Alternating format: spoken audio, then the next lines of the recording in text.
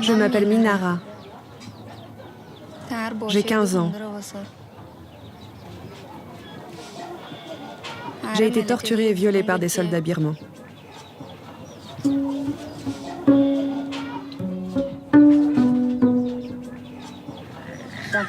Avec toutes les femmes, ils m'ont emmenée dans une maison qu'ils n'avaient pas encore brûlée. Ils nous ont violés.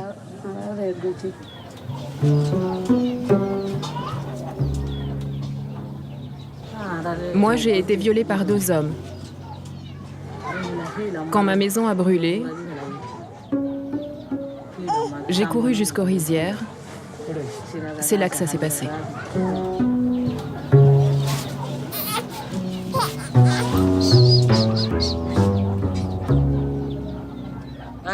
Tant que je vivrai, je ne pourrai jamais oublier ce qu'ils m'ont fait.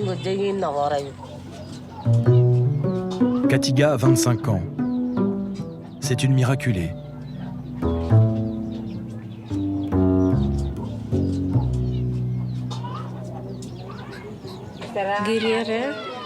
Ils sont entrés dans le village. Ils ont capturé tout ce qu'ils ont vu. Ensuite, ils ont séparé les femmes des hommes. Ils ont frappé et torturé les hommes. Et ils ont violé les femmes. Parfois, une seule femme était prise par plusieurs soldats. Ils étaient jusqu'à 3 ou 4 à la violer.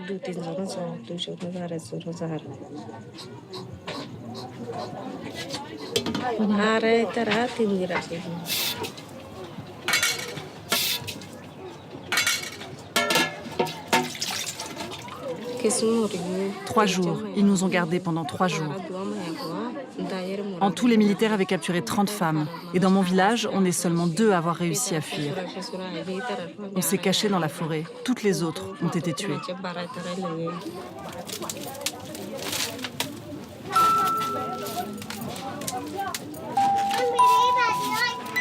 Neuf mois plus tard, un enfant est né. Un fardeau pour cette jeune femme qui vit seule et sans ressources. Son mari est mort pendant l'attaque du village. Le bébé est de père inconnu.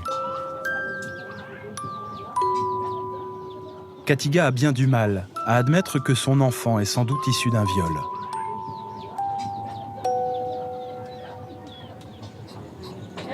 Toute ma famille a été massacrée. Je n'ai plus que cet enfant. Pour le Seigneur et pour mon avenir, j'ai décidé de le garder.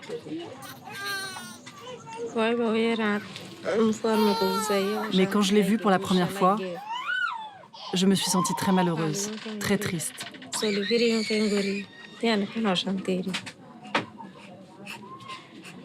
À chaque fois que je regarde mon bébé, ces souvenirs horribles reviennent.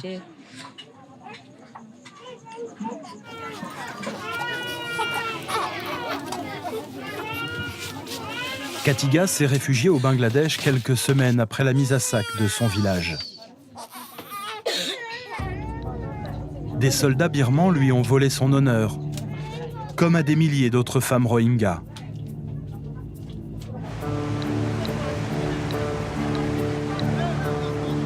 Un an plus tôt, elles arrivaient par le fleuve ou par la mer. Des mois durant, un flot continu de 700 000 exilés.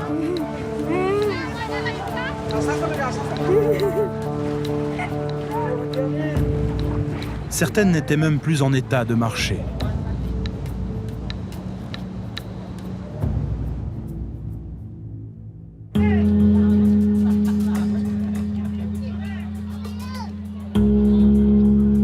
Aujourd'hui, sous les abris de fortune qui protègent 1 million d'apatrides des dernières pluies de mousson, elles vivent cloîtrées.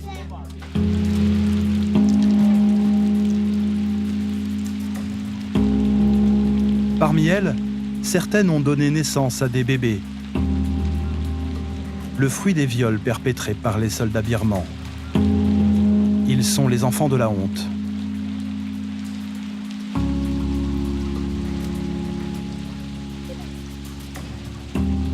Combien sont-ils? Nul ne sait. Le sujet est tabou.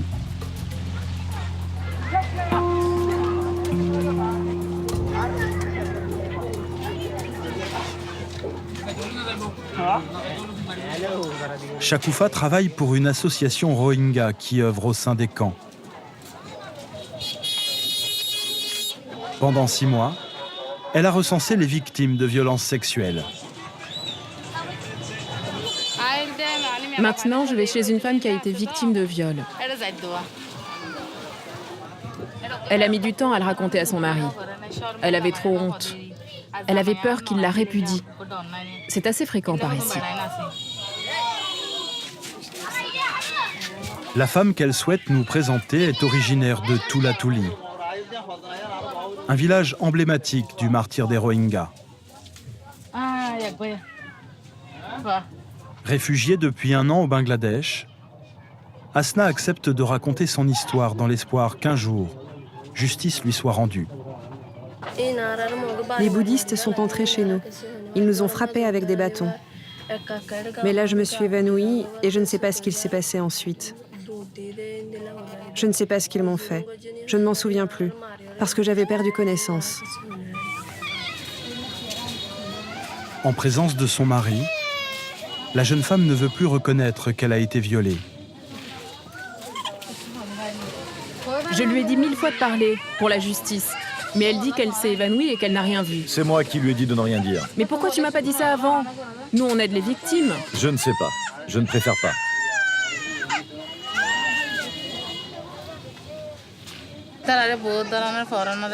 La première fois que je les ai rencontrés, ils m'ont tout raconté sur le viol. Mais comme ils ont déjà parlé plusieurs fois et qu'on ne leur a toujours pas rendu justice, ils ne veulent plus le faire. En plus, ils ont vraiment honte.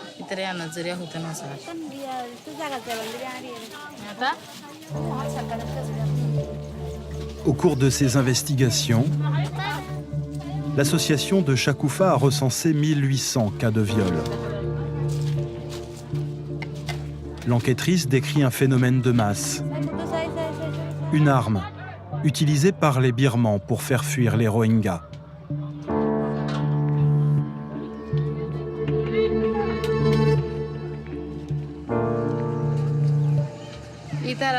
Par le passé, ils ont utilisé tous les moyens possibles pour nous anéantir. Mais le viol, c'est l'arme ultime pour chasser définitivement notre peuple de sa terre.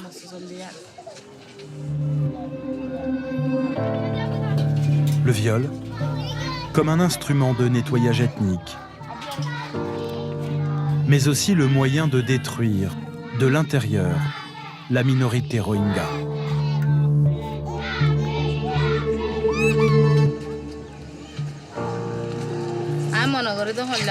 Même si elles ne sont pas elles-mêmes victimes, les 3/4 des femmes Rohingyas subissent les conséquences de ces viols. Cette menace s'est diffusée dans toute notre communauté. Moi, par exemple, je ne suis pas une victime directe, mais j'ai aussi été atteinte. Même si je n'ai pas été violée, j'ai entendu, j'ai vu, je connais ces histoires. J'ai eu peur d'être victime, alors j'ai fui. Le viol est une arme pour nous chasser, mais aussi un moyen de détruire nos familles, les femmes, mais aussi les hommes et les enfants. Lorsqu'elles sont abusées, les femmes Rohingyas sont très souvent rejetées par leur entourage, considérées comme impures, parfois même abandonnées.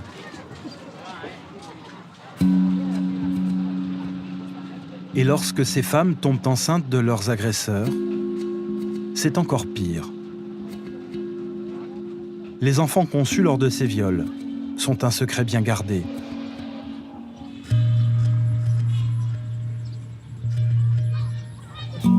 Dans le camp, une femme en sait long sur ces non-dits.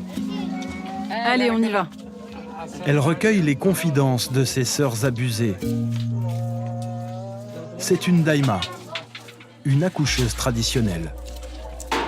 Elle passe ses journées à arpenter les ruelles du camp pour assister les femmes enceintes.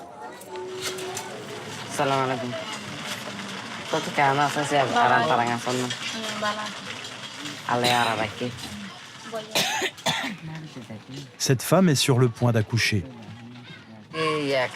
Est-ce que tu es capable de bouger? Non, je suis bien trop fatiguée. Si tu te sens mal, si tu as des soucis, n'hésite pas à m'appeler, n'importe quand. S'il te plaît, ne m'abandonne pas. Viens quand je t'appelle. Je vais prier pour toi. Si Dieu le veut, ton accouchement se passera bien.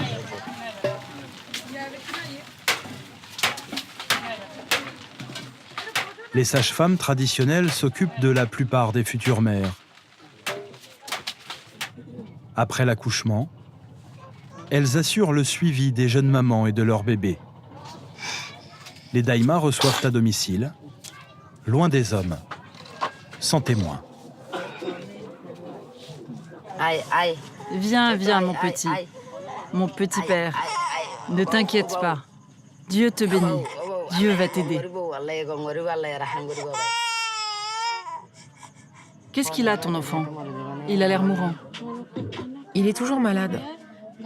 Il est comme ça depuis qu'il est né. Certaines patientes, comme Kunsuma, portent en elles de lourds secrets. Moi, j'ai aidé plusieurs femmes qui ont été agressées.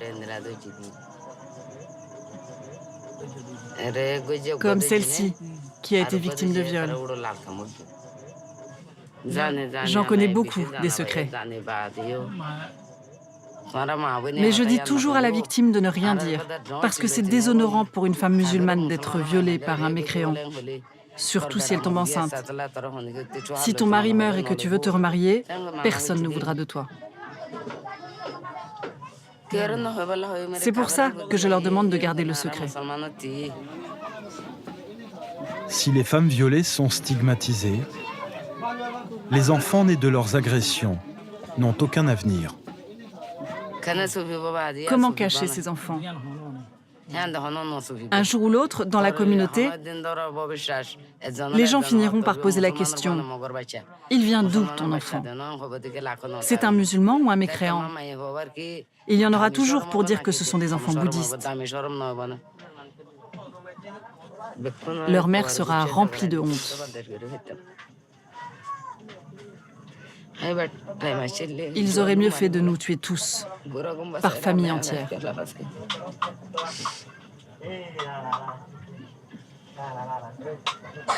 Kunsuma, elle, ne fait aucun mystère sur son viol.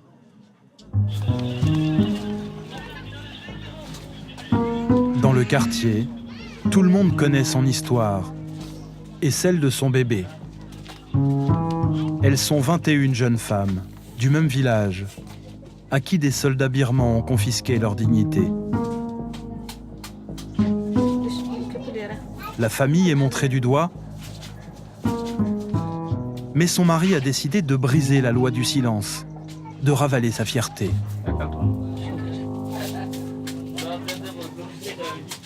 Un cas exceptionnel. C'est quoi ce document ? Ça, c'est la liste des femmes violées de mon village. Moi, je réclame justice. Je vais présenter cette liste à la Cour internationale. Les soldats qui ont violé nos femmes doivent absolument être jugés. Et nous, on acceptera la décision du tribunal, quelle qu'elle soit.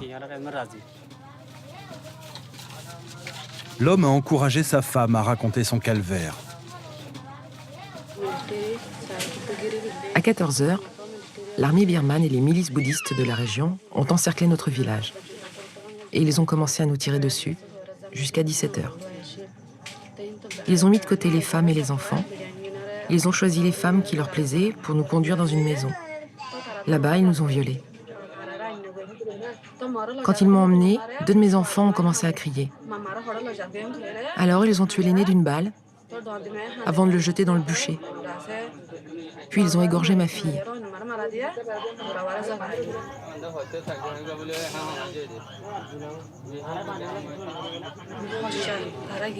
Dans la maison, ils m'ont ligoté les jambes et les mains et ils m'ont violée.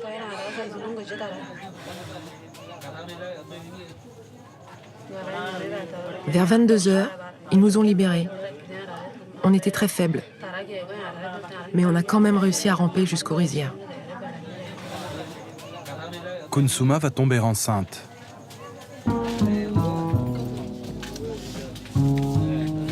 Mais si elle reconnaît le viol, officiellement l'enfant est de son mari. Un peu gênée, elle dit simplement que le bébé est physiquement très différent de ses autres enfants. Qu'est-ce que j'y peux, moi, s'il est différent? Je devrais quand même m'en occuper. C'est Dieu qui nous l'a donné comme ça.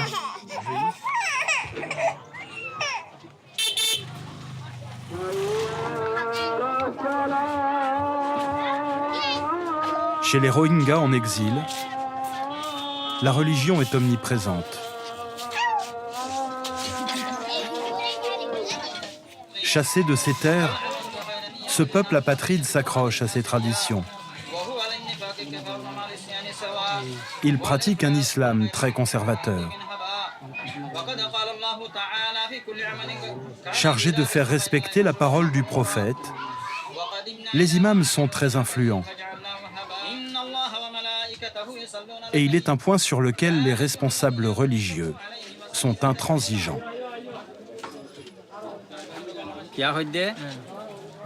Nous savons qu'après les viols, de nombreuses femmes se sont faites avorter parce qu'elles avaient honte. Mais si dans la réalité, le bébé et la mère sont tous les deux innocents, s'il est vrai que la femme violée est avant tout une victime, notre religion, l'islam, interdit d'avorter. Moi, je ne soutiens pas les avortements. Je les condamne.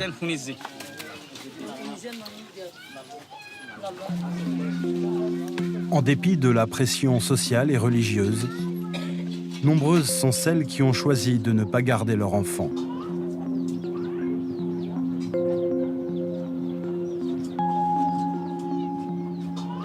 Dispensaires tenus par des ONG étrangères, médecins traditionnels, les femmes qui ont avorté se comptent par centaines. Minara a 15 ans. Elle ne sait ni lire ni écrire.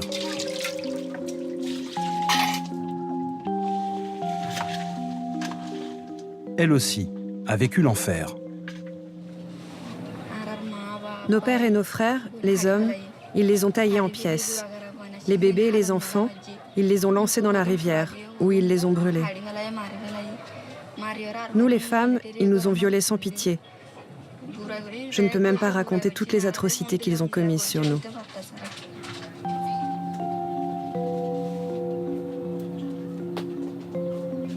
C'est un oncle qui l'a recueilli. Mais le calvaire de Minara n'était pas terminé. En fuyant la Birmanie, elle portait en elle le pire des héritages, l'enfant de l'un de ses violeurs. Un peu plus tard, j'ai appris que j'attendais un enfant. Alors je suis allée à l'hôpital avec mon oncle. Nous leur avons expliqué que je ne voulais pas avoir de bébé. J'ai dit au docteur que j'avais été violée par des soldats et que je pensais être enceinte. Alors il m'a fait un test de grossesse.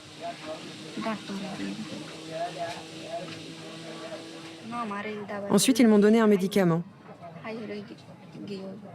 C'est comme ça que j'ai détruit mon bébé. De toute façon, mon oncle est si pauvre, ça aurait été beaucoup trop difficile pour moi de le garder.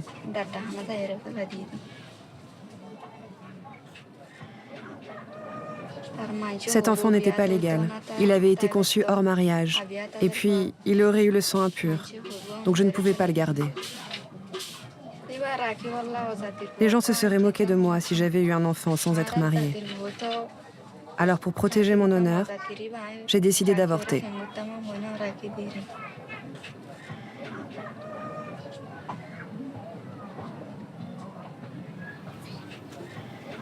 Minara vit désormais cloîtrée, considérée comme une fille-mère. Elle ne pourra sans doute jamais se marier.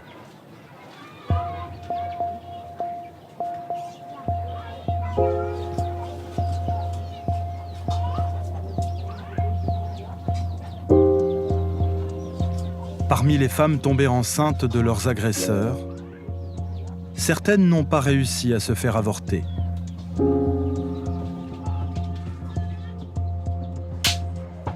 lorsque les soldats birmans ont envahi son village, Solima était déjà mère de 6 enfants. Elle était veuve. Son mari était mort 5 ans plus tôt. Moi, j'ai été violée par 2 hommes. Après quelques mois au Bangladesh, j'ai senti que j'étais enceinte.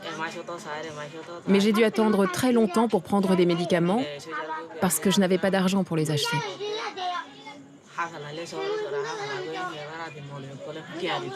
J'ai pris une pilule, mais ça n'a pas marché.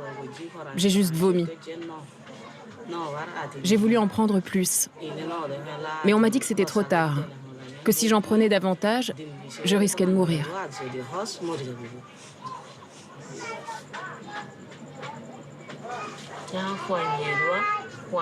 Quand j'ai mis ce bébé au monde, mes autres enfants sont venus, mais quand ils l'ont vu, ils se sont mis à pleurer. J'ai demandé à ma fille aînée ce qu'elle voulait qu'on fasse avec lui. Elle m'a répondu qu'on devait le faire adopter, qu'on devait s'en séparer.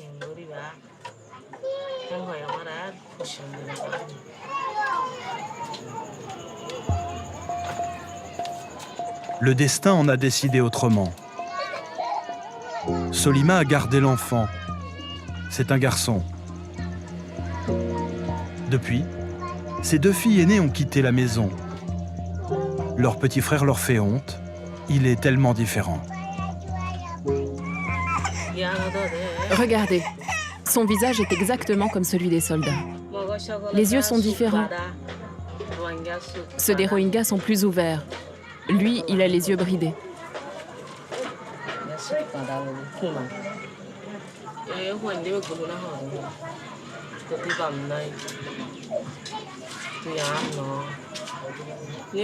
Les gens autour de nous disent souvent que cet enfant n'est pas le mien, qu'il n'a pas de père, que c'est un bâtard.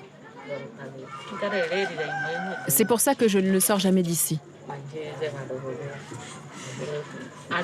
Quand il grandira et qu'il saura marcher, il se promènera un peu partout.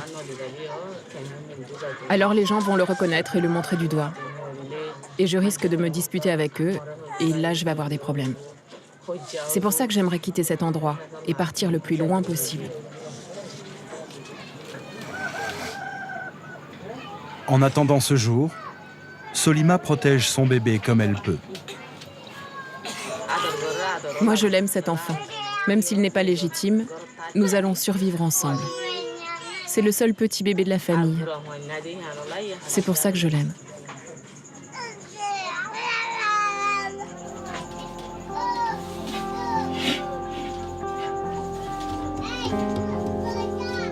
Solima refuse de laisser ses agresseurs lui dicter son destin.